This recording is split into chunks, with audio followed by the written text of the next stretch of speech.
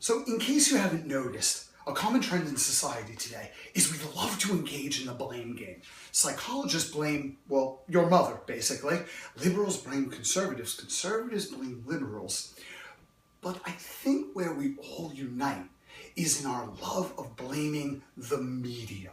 Now, I'm not saying that within every profession we don't need high ethical standards, but what I am saying is it's more likely that the media is not our great dilemma, but rather our mirror.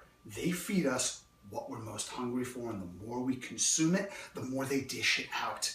And I think it's up to us to take responsibility for our own degradation of critical thought. And here's what I mean.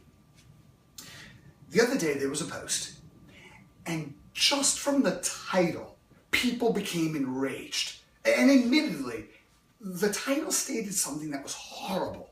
And instantly people went into why this is wrong and oh, those types of people. And if I were there, I would have gotten up and, typical keyboard warrior, alpha male tough guy, posting outrage on social media. It's not uncommon.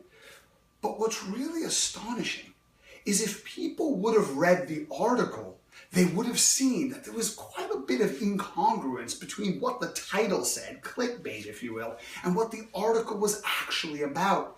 And here were people who were angry, spewing hatred, and advocating extreme violence about a situation that never happened.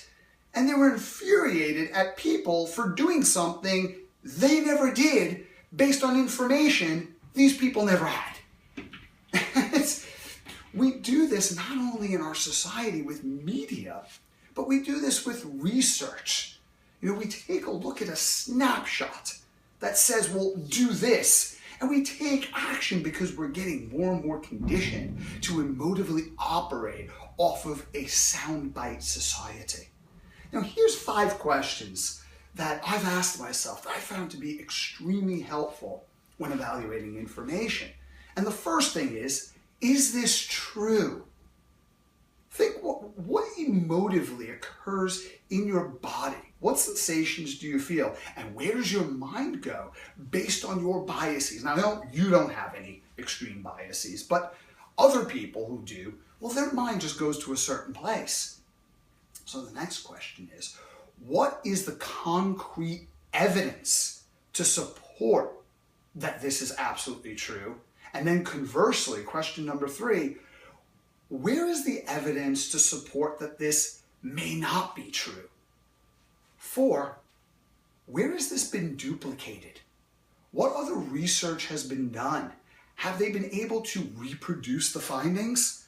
And finally, is this helpful? In other words, how can I utilize this? And if the answer is, well, I can utilize this to demonstrate that those people in society suck, or they're stupid, or they're doing the wrong thing, well, that, of course, is an available option. Don't get me wrong. But because rewards are in direct correspondence to contribution and not criticism, we might ask ourselves, how can I use this constructively, measurably, to help somebody else achieve something that's really important to them, or achieve a higher level of understanding, because we only get what we want when we help enough other people get what they want. And I got this one, here's a bonus question, number 6, from Tony Robbins years ago, and it's been quite helpful. What's funny about this? And the reason for that is because if you're in society today, and you're inundated with information, and you're someone who is sensitive and empathetic to the needs of others, which I would imagine the vast majority of you are, it's inevitable that you're going to come across something that gets you quite angry, which induces a stress response, which might interfere with critical thinking.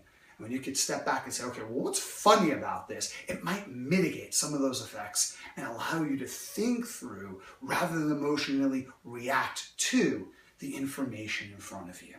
So, hope this was effective for you. Thank you.